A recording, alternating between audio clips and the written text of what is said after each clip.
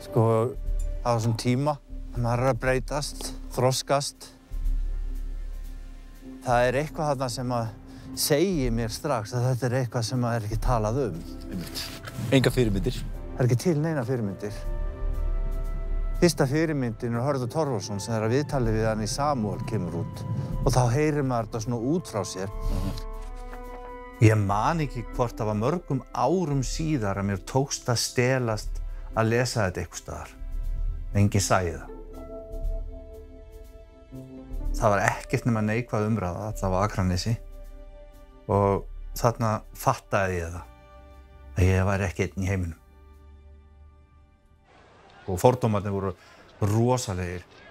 En að vera uppgötvað það í lok 8. áratugarins að þú sért hugsanlega hommi og búa á Akranesi. Það mátti ekki fyrir þetta. Það mátti sko. Þetta var einhvers bara lífstíða fangelsi. Þetta var dauðadómur sko. En útrásin, sko líkamlega útrásin, ég fæ hana í sundinu. Sko ég gat alltaf haldið henni svo niðri og haldið því frá. Sko, þetta náttúrulega miklu minna en hænuskref sem maður tekur inn í framtíðina.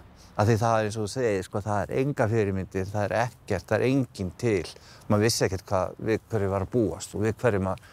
Þannig að maður var bara svona að búa sig undir það að búa við þessar lygar sjálfan sig alla ævi.